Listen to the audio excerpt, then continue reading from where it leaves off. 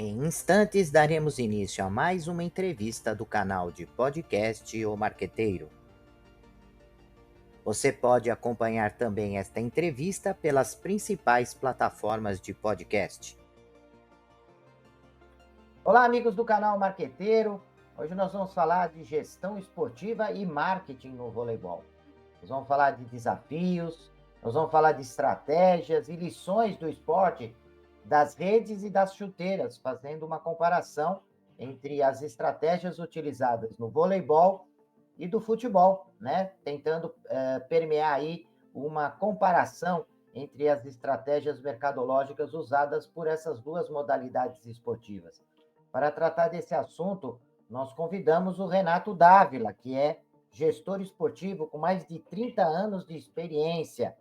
É superintendente da Confederação Brasileira de Voleibol por 21 anos, professor de Educação Física na Universidade Federal de Juiz de Fora, pós-graduação em Marketing pela ESPM e em Gestão Esportiva Avançada pelo COI e sócio da Disport Consultoria Esportiva. Renato Dávila, muito obrigado pela sua presença aqui no nosso canal de podcast. Oi, Zanoni, prazer estar com você de novo. É sempre bom a gente poder falar do que gosta e trocar experiências aí com você e com o público que acompanha seu podcast. Ô, Renato, ontem nós estávamos conversando, preparando já esse podcast de hoje, e nós estávamos falando sobre o Banco do Brasil e esse case de sucesso que vem permeando há anos e vem se modificando em termos de estratégia. E nós conversávamos não só sobre o que podemos extrair de conhecimento e de experiência, até não só para usar no próprio voleibol, mas para que possamos usar em outras modalidades esportivas, esse exemplo dessa aproximação de patrocínio efetivo, porque às vezes as marcas patrocinam, mas não entram, não desenvolve uma ativação desse patrocínio. O quanto é importante ativar o patrocínio e não só patrocinar. E o voleibol é um bom exemplo de ativação de patrocínio. E também perguntei, ontem nós estávamos conversando sobre outros exemplos que nós podemos falar de casos de sucesso dentro do voleibol e que podem ser utilizados aí dentro da modalidade e outras modalidades, não é isso? Exatamente, Zanoni.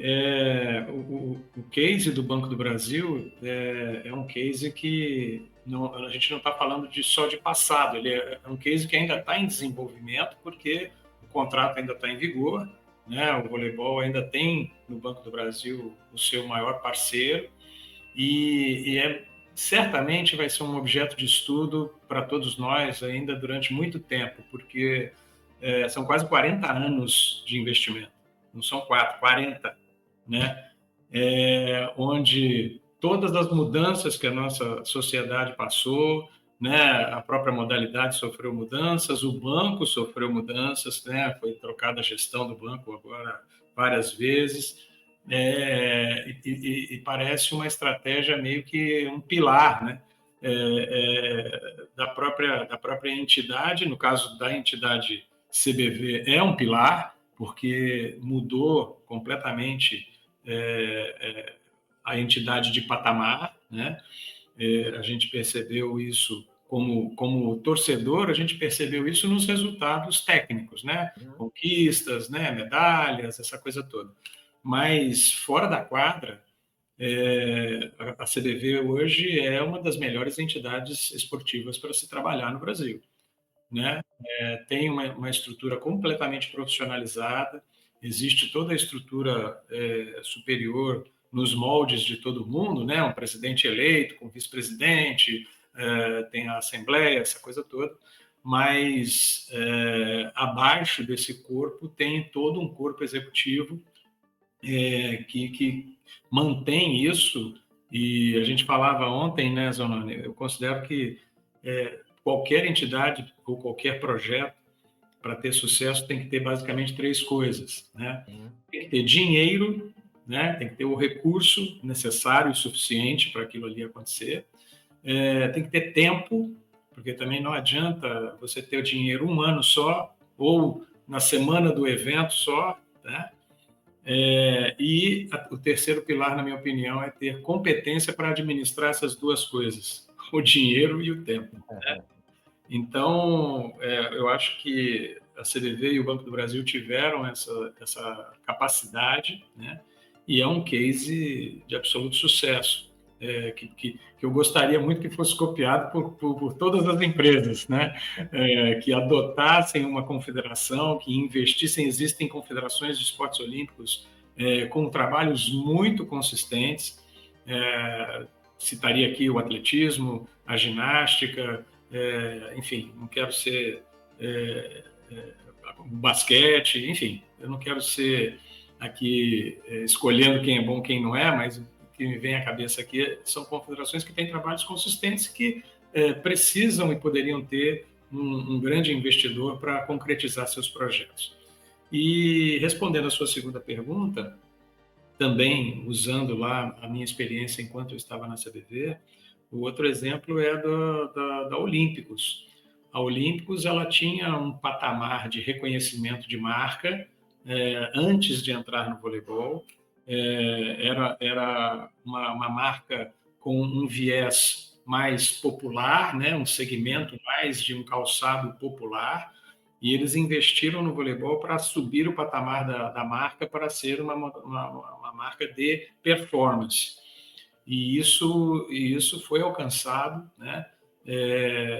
A gente vivenciou toda a luta, né? E o investimento que a empresa fez no sentido de se desenvolver para poder acompanhar ou fazer jus a esse nome de marca de performance, como outras marcas internacionais têm, né? Uma Nike, uma ASICS, uma Mizuno, vem com essa chancela de que é uma marca de performance. Por quê? Porque investiu muito em tecnologia, em parcerias com atletas de alta performance, então isso o público reconhece, né? E a Olímpicos, com o voleibol, conseguiu fazer isso dentro do mercado brasileiro, chegou a fazer algumas incursões internacionais aqui na América do Sul, depois recolheu, mudou a estratégia deles, chegou a vestir o Flamengo, né?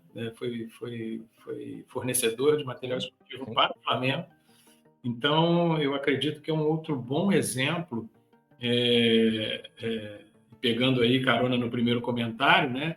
Já pegou uma modalidade com a estruturação do patrocinador Banco do Brasil, pegou carona nesses resultados e nessa performance e também tirou para ela os seus frutos e os seus benefícios.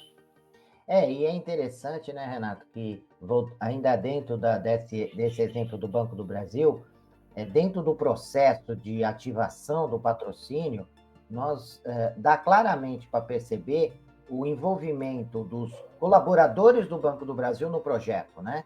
Eles foram envolvidos, abraçaram o projeto voleibol. Eles frequentavam, acompanhavam, vestiam realmente a camisa da seleção brasileira de vôlei, mas também estava ali embutido o amor, a paixão pelo Banco do Brasil, né? E também você tem um outro fato, é que os jogadores, né, de voleibol também abraçaram o case, também abraçaram o Banco do Brasil, né? Então, assim, havia um comprometimento, não só de você colocar dinheiro e colocar um nome numa camisa, mas de você criar uma cultura de acompanhar voleibol, de praticar voleibol, né? Então, isso foi um elemento que facilitou bastante. Isso é tão forte que eu lembro uma época que o Banco do Brasil, eu não lembro exatamente por que motivo, não patrocinou o voleibol e abriu espaço para a Caixa Econômica, né? E as pessoas, quando eram perguntadas quem era o patrocinador do voleibol do Brasil, as pessoas falavam ainda, mesmo sendo a Caixa, continuavam falando que era Banco do Brasil, né? Então, olha o quanto isso é forte, né? Nesse viés de ativação, Zanoni, tudo que você citar aí de A a Z em termos de ativação, nesse tempo todo o banco já fez, né? Mas o que é mais icônico em termos de ativação foi a criação da torcida Banco do Brasil, que no início pareceu uma maluquice, né? Não, nós queremos vestir 100% do ginásio com uma camisa amarela com a logo do Banco do Brasil. Não, mas isso não vai dar certo, as pessoas não vão vestir, pô, mas como é que vai ser isso? Bom, mas e o custo disso? Cada jogo a gente vai ter que entregar, então, 14 mil camisas, 20 mil camisas, é assim e tal. Enfim, e foi feito. E você pode observar, Zanoni, que hoje as pessoas querem vestir aquela camisa ali, porque querem fazer parte ali daquela comunidade ali, torcendo pelo Brasil, né? Enfim. E é um caso inusitado, porque a gente vê nos times de futebol, o torcedor veste a camisa do clube, né? De diversas etapas, com diversos patrocinadores diferentes, né? Eu citei agora há pouco aqui o Flamengo. O Flamengo já teve sem número de marcas na camisa, né? E talvez lembrei agora, um caso semelhante no Flamengo foi o da Lubrax, né, que foi patrocinador por mais de 10 anos do Flamengo, né, ficou durante muito tempo ali estampando na marca do Flamengo, na camisa do Flamengo, mas no estádio de futebol você vê as pessoas com a camisa do clube de diversas épocas, né? No caso do voleibol, as pessoas querem e gostaram de vestir uma camisa com a marca de uma empresa. Sim. O que é absolutamente inusitado, né? Hoje em dia até se vende a camisa da seleção, que tem também a marca, mas as pessoas passaram a curtir vestir aquela camisa amarela lá, e é um ícone aí com relação à ativação de uma empresa com uma modalidade esportiva. E o voleibol tem a possibilidade de fazer diversos tipos de segmentação, né? Porque nós temos os clubes de voleibol e com a parceria com as empresas, dando inclusive nome para o clube, né? Fazendo uma ligação direta, né? Então, Nestlé não sei o quê, Açúcar União com outra coisa, e faz uma parceria com a cidade. Então, a gente vê, diferente do futebol, que não tem, às vezes, uma identidade tão forte com a cidade, você vê um clube falando, olha, esse clube é de Ourinhos, esse clube é de... E promove a cidade, né? Eu lembro do Açúcar União, né? Fazendo uma parceria com o voleibol feminino. São Caetano. Em São Caetano, né? E era um problema da região, a questão do consumo do açúcar e da marca que estava enfrentando um problema regional. Então, há a possibilidade de você trabalhar o marketing da cidade, né? Quer dizer, atrair realmente, efetivamente, as pessoas para uma cidade, fazer uma identidade do esporte, cidade e marca, quer dizer, fazendo essa ligação. O voleibol tem essa possibilidade de segmentar a questão da prática do público masculino e feminino. Nós temos essas duas modalidades que são fortes, né? Tem o seu glamour, tem o seu charme, né? Um não fica comparando o outro, como o futebol, né? O futebol, você fala o futebol feminino, e logo cobram as meninas, né? De ser o mesmo tipo de vitória do masculino, né? Do futebol brasileiro, e fazem esse tipo de comparação. O voleibol feminino tem a sua própria identidade, né? Então, eu acho que o processo de segmentação que o voleibol adquiriu, com essa possibilidade de trazer patrocinadores e associar a marca dos clubes e da cidade, isso também é algo que deve ser valorizado, né, Renato? Zanoni, fazendo esse paralelo aí, como você falou na abertura da rede com as chuteiras, né, são realidades diferentes, tá? O voleibol existe aí, tem uma história, o voleibol de seleções brasileiras tem uma história consolidada, mas o voleibol de clubes, ele tem uma certa volatilidade.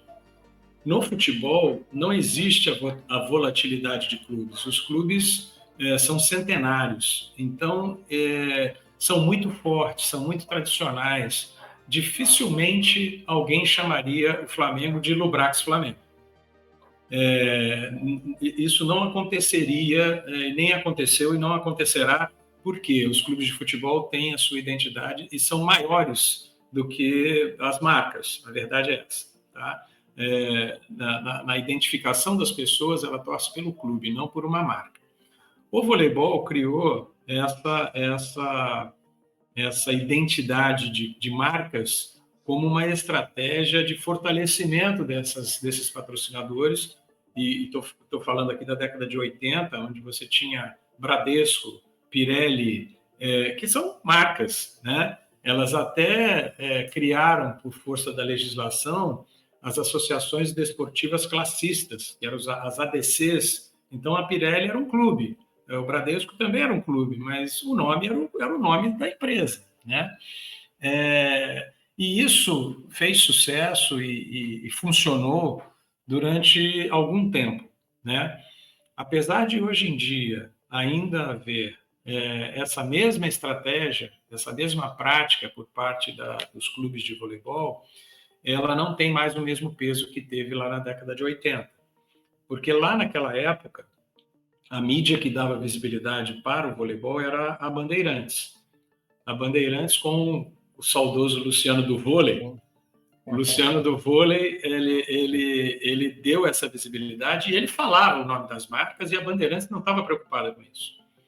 Com a evolução da modalidade, o crescimento do vôlei e tudo mais, o que aconteceu? Veio o interesse da TV Globo, através daquele recém-criado canal de esportes, Sport TV, que desde o início fez contrato com a Confederação de Voleibol para transmitir as competições, né?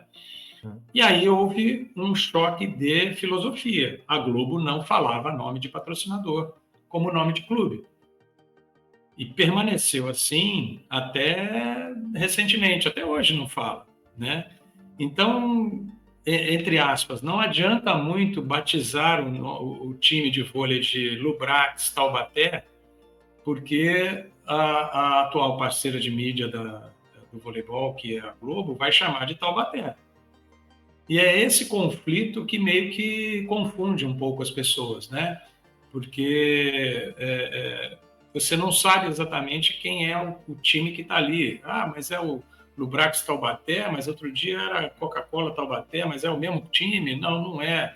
Enfim, a gente se deparava, enquanto eu estava dentro da confederação, a gente se deparava com esse tipo de problema, né? Eu acho que, falando agora com relação a futebol feminino e futebol masculino, eu até escrevi isso no LinkedIn outro dia, eu acho que é um processo de amadurecimento, né? É um amadurecimento de todo mundo. É um amadurecimento da mídia, é um amadurecimento do torcedor, é um amadurecimento das próprias jogadoras, que eu percebo que muitas vezes elas não têm a sua própria identidade, elas ficam tentando imitar o masculino, seja no tipo de jogada, seja nas declarações, na forma de se posicionar, de se comportar, nesse afã, né, de que as pessoas acolham, né? E eu acho o seguinte, o que precisa é dar tempo, o que precisa é continuar o investimento no futebol feminino no Brasil. Vamos estar sempre atrás das americanas e das europeias, porque elas começaram muito antes do que nós a valorizar a modalidade lá, mas vai chegar um momento em que a gente vai superá-las tecnicamente, se continuarmos com o investimento, continuarmos com o crescimento do mercado interno e descobrindo mais e mais meninas boas de futebol, né? Porque eu vi isso acontecer no voleibol. O voleibol era mais ou menos o inverso, né? Eu tenho quase 60 anos de idade, 59, e na minha época, vôlei era de menina, futebol era para menino. Na aula de educação física já havia essa separação, né? E eu, com 12 anos de idade, comecei a jogar voleibol, assim, numa revolução que aconteceu, né, de início dos anos 80 ali, né, da modalidade crescer e tudo mais, na verdade 70, né, porque eu comecei a jogar com 12, mas vivi os anos 80, que foi o amadurecimento da modalidade, e isso hoje morreu. Hoje não tem mais voleibol é para menina, ou futebol é para menino, né? Eu acho que essa desmistificação vai ajudar muito o futebol feminino e os resultados vão ser uma questão de tempo. E falando um pouco sobre estratégias, né, mercadológicas, de gestão, para desenvolvimento dessas modalidades esportivas, nós percebemos nos últimos anos uma evolução em algumas coisas, né, dentro do futebol. O futebol sempre foi uma paixão nacional, sempre teve uma cobertura maior de mídia, enfim, maior investimento de dinheiro, mas sempre foi mais resistente, né, conservador no sentido da evolução de estratégias mercadológicas. O que nós vimos é que no futebol nós tivemos o incremento das arenas, que realmente foi uma coisa importante. Nós temos belíssimos estádios hoje dentro de um novo conceito. Nós tivemos a introdução do VAR, que trouxe uma tecnologia interessante, trouxe uma mudança. Tudo bem, algumas pessoas criticam, outras elogiam, mas trouxe uma mudança na maneira de você tratar o espetáculo. Teve um incremento aí de assessorias de imprensa que começaram a ter um trabalho mais atuante no sentido de blindar o jogador, no sentido de tomar cuidado com algumas informações, algumas colocações. Tivemos uma evolução na questão do uniforme, muitas marcas começaram a desenvolver o seu terceiro uniforme, trazendo cores diferentes, trazendo uma motivação diferente para o torcedor. Nós tivemos também a inclusão, né, de meios digitais que começaram a ser colocados, né, os jogadores montando páginas de TikTok, Instagram, enfim, começaram a ter uma participação mais ativa junto aos seus torcedores, né, se engajando com esses torcedores e hoje até sendo motivo de, às vezes, de contratação. Muitas vezes você contrata um jogador pela quantidade de fãs que ele tem, pela quantidade de seguidores. Então, a gente vai percebendo que no futebol, que era um esporte muito tradicional, que tinha muita resistência para poder avançar, começou a se abrir, né? No voleibol, essas coisas estão acontecendo? Como que o vôlei está lidando com essa modernidade do TikTok, de mídias digitais, de jogadores com engajamento nas redes, com essa questão de tecnologia? Enfim, como que as estratégias de marketing hoje no voleibol, elas estão sendo desenvolvidas para poder contribuir com a modalidade, Renato? Zanoni, o voleibol sempre teve uma postura meio de vanguarda, né? A gente falou agora há pouco o exemplo de batizar os times com nomes de marcas. Isso nunca tinha sido feito antes por ninguém e o voleibol foi o primeiro. O próprio estampar marcas nas camisas também foi uma iniciativa do voleibol. O futebol não fazia isso na época em que o vôlei começou a fazer. E viram que era importante ou que era interessante, e isso foi se disseminando, né? O voleibol utiliza auxílio de arbitragem ou tecnologia de auxílio de arbitragem há mais de 15 anos. Então, não foi o primeiro, porque o tênis já usava isso antes, mas o voleibol foi um dos primeiros a incorporar nas suas competições o auxílio da tecnologia, né, para a arbitragem. Me surpreendeu muito a demora do futebol em adotar isso. Na minha opinião, ainda adota de forma equivocada. Eu não concordo com o critério, a forma como o futebol utiliza, mas eu posso talvez ter um pensamento um pouco tendencioso, né, de achar que a forma como se utiliza no voleibol é a mais justa, tá? Porque no voleibol quem desafia é o time que se achou prejudicado, né? Se eu achei que foi impedimento num gol, eu tenho o direito de intervir e perguntar se aquela jogada foi ou não correta. Não é assim no futebol. Os times não têm essa intervenção. O VAR é que toma a iniciativa, né? O árbitro que está lá toma a iniciativa ou não de intervir, né? Então ainda fica pairando aquela questão de que, mas eu achei que foi, o VAR não deu, ou deu, enfim.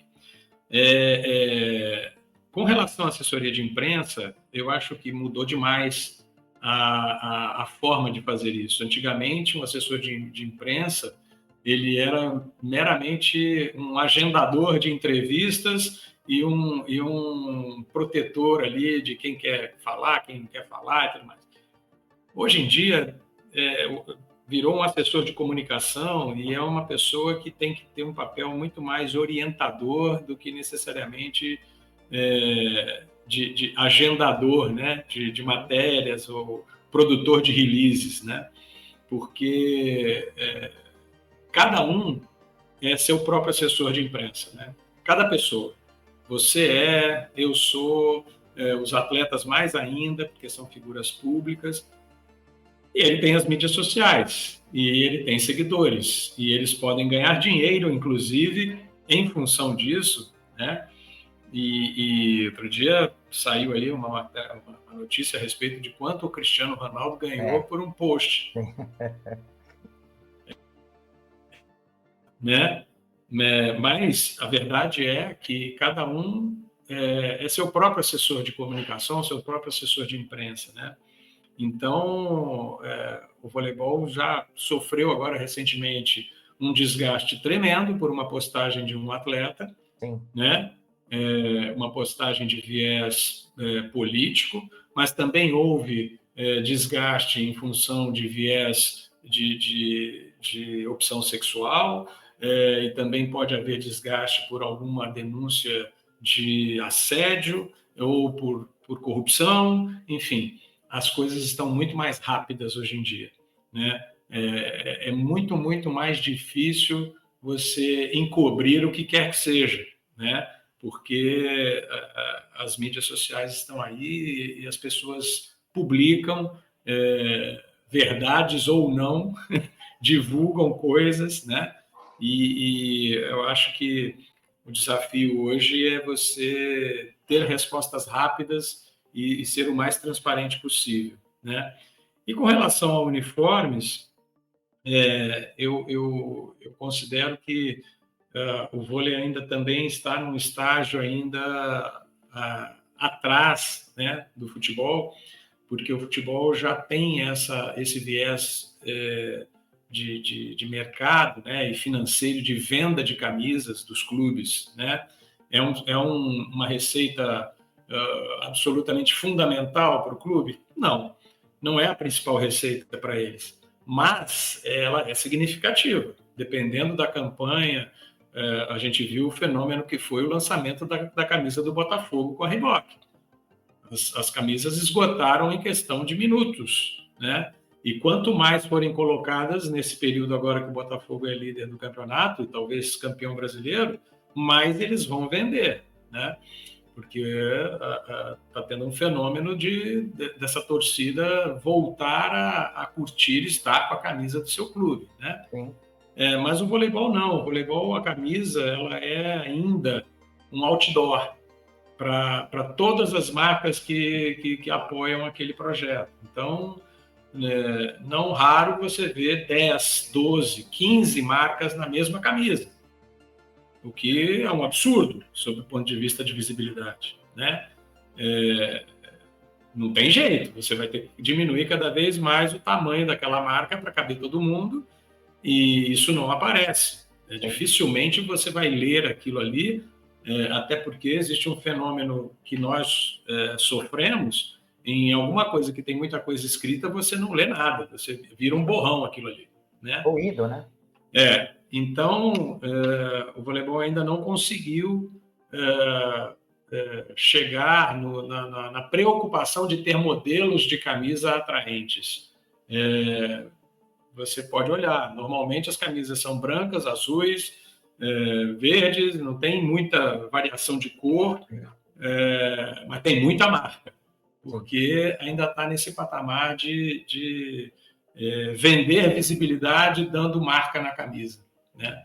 Que é um estágio ainda anterior, né, do marketing esportivo de hoje, que não tem mais muito as coisas atreladas em visibilidade. Isso acaba até prejudicando, né? Isso que você está falando, Renato, a questão do licenciamento de marcas, né? Hoje você vê no futebol o símbolo do Flamengo estampado em toalha, em caneca, em chaveirinho, em refrigerante e uma série de coisas. Tem muito clube que a sua principal fonte de receita vem do licenciamento das marcas, né? E isso já por conta desse cenário que você está apresentando, já o voleibol acaba se prejudicando por isso, né? Você vai licenciar que marca? Você Sim, pode não tem, licenciar. não tem. Por causa disso, Zanoni, é um círculo vicioso que o voleibol de clubes ainda tem que quebrar, né? Salvo, por exemplo, o Minas Tênis Clube, que é um clube tradicionalíssimo, né, de Belo Horizonte, em que tem no voleibol uma das suas principais modalidades e sempre disputa o campeonato e é reconhecido por isso. Não, esse é o time do Minas Tênis Clube. Todo mundo conhece, que acompanha o voleibol, né? O Pinheiros, né, no feminino principalmente. Salvo algumas exceções, há uma troca muito grande o tempo todo. Então, as pessoas acabam não solidificando aquele acompanhamento, aquela torcida por aquela equipe, que é diferente no futebol. Né? A gente acabou de falar, o Flamengo está ali na Gávea e vai continuar ali na Gávea pelos próximos 100, 200 anos. O Fluminense nas Laranjeiras, o Palmeiras lá no Parque Antártico e assim por diante. Né? Então, eu acho que a grande diferença está aí, né? Conseguir ter clubes tradicionais no voleibol para poder pegar carona nessa situação de segmento, né? de paixão, para que o voleibol também tenha os mesmos benefícios ou alguns dos benefícios que o futebol tem, por exemplo, licenciamento, como você citou. Sim. Bom, Renato, eu queria que você deixasse agora, falasse um pouquinho dos desafios que as modalidades esportivas, não só do voleibol, não só do futebol, mas quais são os desafios que você enxerga aí para frente, né? O que precisa ainda melhorar, o que poderia ser feito na sua visão, né? Em relação ao que se tem hoje. A gente vê algumas modalidades que vem crescendo, né? O e-games é uma modalidade que vem crescendo bastante, já traz alguns conceitos de tecnologia, de envolvimento com esse consumidor digital que está aí, né? Nós não podemos excluir esse torcedor, esse consumidor que está lá assistindo o jogo do futebol, mas está interagindo com a rede, com a internet, e ao mesmo tempo já está comentando, virou comentarista, virou influenciador, virou um monte de coisa esse consumidor digital. Eu queria que você falasse um pouquinho dessa sua visão pensando no futuro e já deixasse aí os seus contatos. Nós já estamos caminhando para o final da nossa entrevista, passa muito rápido, eu queria falar muito mais, eu acho que eu tinha passado para o Renato um pequeno roteiro de perguntas, e aí ele até me respondeu assim: Zenoni, são 40 dias de entrevista, porque esse é um tema apaixonante e a gente gosta desse assunto e daria... Nós não passamos, acho que, nenhum tópico do que eu tinha te passado, bem que você falou, né? Falou, poxa, Zenoni, você quer quanto tempo que eu fico falando sobre isso? E eu queria que você deixasse os seus contatos, o que você está fazendo, complementasse um pouco a tua biografia, porque eu falei resumidamente sobre tudo aquilo que você faz e a tua importância nesse cenário esportivo brasileiro, por isso que você está aqui e foi convidado pelo canal. Zanoni, obrigado. Eu acompanhando as notícias e vendo tudo que está acontecendo, né? Eu acredito firmemente que o esporte brasileiro precisa conquistar um status de política de Estado. Essa questão de uma hora tem ministério, outra hora não tem ministério, uma hora tem projeto, outra hora não tem projeto, uma hora o recurso está, outra hora o recurso não está, ele é muito prejudicial. Né? De novo, aquilo que eu falei para você, tem que ter dinheiro, mas tem que ter tempo. Você não faz um atleta de alto rendimento em 6 meses. Você faz ao longo de um período de investimento de 8 a 10 anos, dependendo da modalidade. 10 anos. E é sempre, ou na maioria das vezes, entre aspas, uma loteria. Você inicia com 400 jovens, você tria para 100, desses 100 saem 50, aí ficam 20, desses 20 talvez saiam 5, que consigam destaque mundial. É que nem peneirar diamante. A quantidade de cascalho que você tem que cavar para achar um diamante é gigantesca. Sim. Toneladas e toneladas, né? Então, esse é um problema do brasileiro, achar que resultado esportivo acontece assim, né? Tem trabalho de muita gente, tem que ter assertividade nesse trabalho, tem que ter o recurso financeiro, porque as pessoas não vivem de ar, as pessoas precisam ganhar o seu sustento, tanto o atleta quanto tudo que envolve o atleta, né?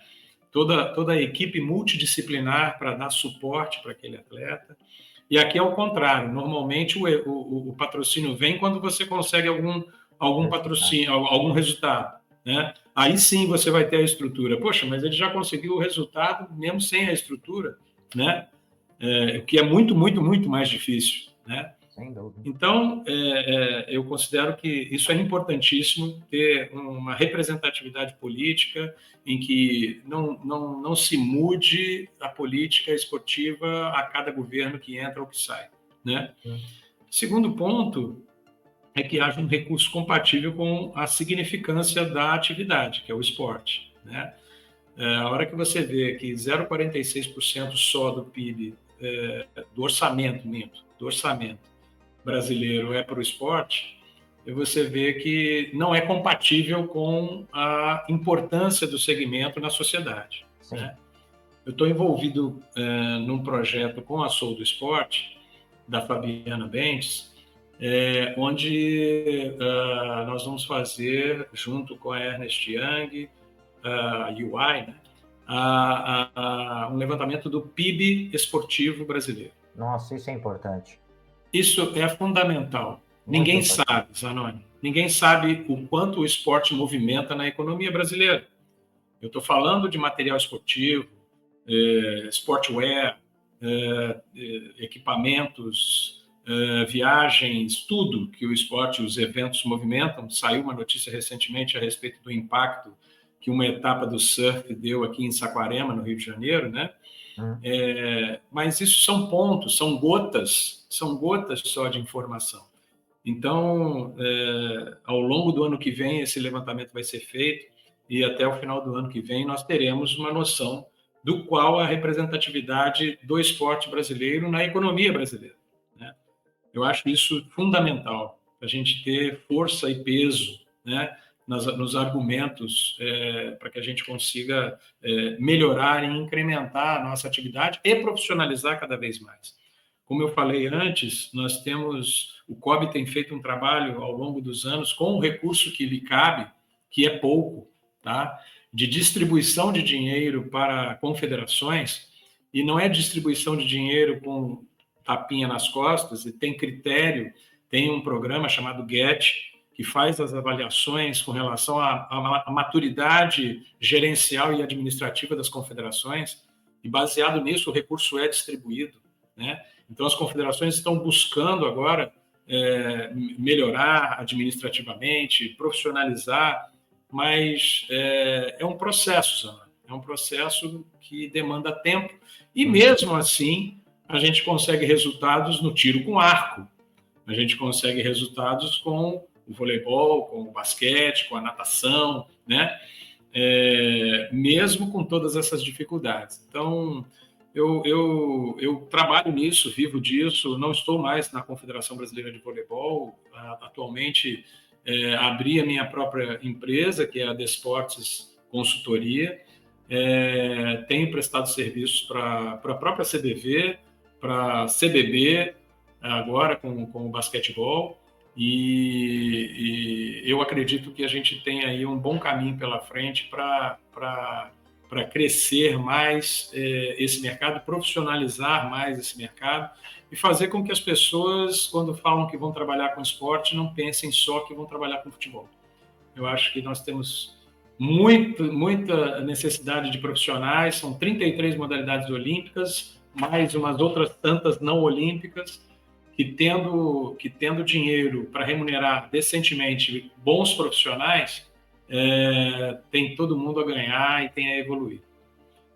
Para me encontrar, o próprio LinkedIn já está lá, meus dados estão todos lá, Renato Dávila, é fácil de me encontrar, e atendo dentro do possível todo mundo que me adiciona lá, ou que me faz algum tipo de pergunta, então o melhor contato é por lá mesmo. É por lá mesmo. Então tá bom, Renato, eu quero te agradecer bastante o seu carinho, a sua atenção, né? Eu, quando entro em contato com você, você prontamente sempre se mantém aí disponível, engajado também nesse processo de distribuir conhecimento, porque essa é a proposta do canal. O canal ele nasce com essa possibilidade de trazer pessoas como você e outros tantos que fazem parte desse projeto para conversar com alunos, com empresários, com curiosos, né? E essa disseminação do conhecimento é o que eu acredito que faz com que uma sociedade, um povo evolua, né? É com informação, é com conhecimento, é com cultura, é que a sociedade ela vai evoluindo, porque vai trazendo luz, né? Vai trazendo discernimento, vai trazer reflexão para as pessoas. Eu acho que isso é importante. Às vezes a gente fica lá valorizando ferramentas que só passam bobagens e coisas engraçadas, mas não traz uma discussão como nós trouxemos hoje aqui, né? De discutir seriamente um ponto do marketing, um ponto da gestão, e que nós vamos nos profissionalizando, né? A profissionalização acontece dessa maneira que foi conduzida a nossa entrevista. Então, eu quero te agradecer demais, né? Eu acho que gostaria de contar com você ainda outras vezes para falar dessa sua experiência, inclusive trazendo o resultado, né, dessa pesquisa que eu acho fundamental importância. Eu lembro que em 2014, quando eu fiz o livro sobre marketing futebol clube, diziam, né, e não era uma fonte oficial, eu até fiquei com medo de colocar essa informação, que representava 2% do PIB o esporte. E eu dei risada, porque eu falei, poxa, 2%, o que eles estão pegando o quê? Né? Quer dizer, só a bilheteria, o pagamento lá para assistir os jogos, e todo esse arsenal de estacionamentos, hotéis, pipoqueiro, que está lá na porta do estádio, churrasquinho, e tudo isso que está movimentando em termos de grana, né? Aqui no Palmeiras você tem no estacionamento, quando tem dias de jogo, chega a custar R$ 100 para você estacionar o carro, então, e os estacionamentos estão todos lotados.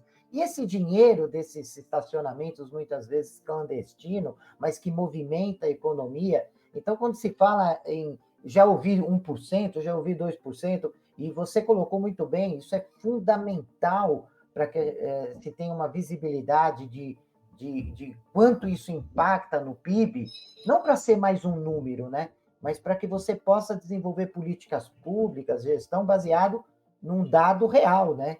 Não num chute aí qualquer. Você me permite um comentário, Claro, Zanoni? claro. Eu vivenciei lá, nos 21 anos que eu trabalhei na Confederação, as negociações com sediantes, com prefeituras e com governos de estado, para levar um evento do voleibol para lá, né? O que normalmente acontecia, e acontece até hoje, você faz lá um caderno de encargos, onde você soma tudo que você precisa pagar e pede para aquele governo arcar com aquela despesa para ter o evento lá na cidade, né, ou no estado. Então, dá R$1 milhão, dá R$800 mil, eu dava, enfim. Pouquíssimos governos se preocuparam em medir qual foi o impacto positivo daquele evento estar lá. Uma vez apenas eu vi isso, que foi na cidade de Cuiabá. E o governo conseguiu demonstrar que o valor que ele investiu naquele evento veio 3 vezes mais em gasolina consumida, hotéis, consumo nos restaurantes, tudo isso recolhendo o imposto para o próprio governo. Sim. Ele conseguiu provar isso com uma universidade federal de lá, que fez lá o estudo e o levantamento, e eu acho que essa é uma ferramenta para todos os captadores de evento buscarem, porque é fato isso, Zanoni, é uma movimentação que as pessoas não percebem. Né? Você gerou ali um movimento, uma receita, um recolhimento de impostos e tudo mais, e isso está assim, escondido no meio de toda a arrecadação. Né? Então, eu queria te agradecer e te dizer que eu gosto muito de conversar com você, estou sempre à sua disposição. Espero que na próxima vez que eu for na tua região aí em São Paulo, a gente possa tomar um café. Sem dúvida, já está convidado. E é isso, estou à tua disposição sempre, tá bom? Maravilha, obrigado, Renato. E prezados ouvintes do canal de podcast O Marqueteiro, até a nossa próxima entrevista. Até lá. Deixe seus comentários, sugestões e opiniões. E aproveite e se inscreva no canal.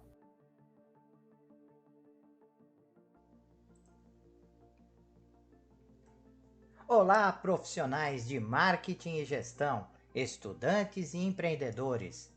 Você está procurando um podcast que possa ajudá-los a se manter atualizados e aprimorar suas habilidades? Então vocês precisam ouvir o podcast O Marqueteiro.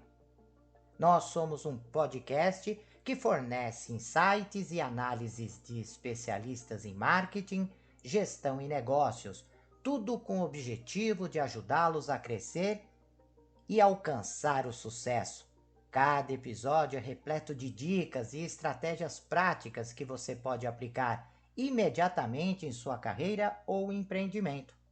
E o melhor de tudo, nossos convidados são professores, pesquisadores e especialistas de mercado em suas áreas de atuação. O podcast O Marqueteiro é perfeito para aqueles que estão procurando por inspiração e informações valiosas para levar suas habilidades e negócios para o próximo nível. E se vocês gostarem do que ouvirem, não esqueçam de nos seguir nas redes sociais e compartilhar com amigos e colegas de trabalho. Afinal, quanto mais pessoas ouvirem, mais impacto causará no mundo dos negócios e da gestão. Então, o que vocês estão esperando? Vamos ouvir o podcast O Marqueteiro agora mesmo e transformar suas carreiras em empreendimento? Até o próximo episódio.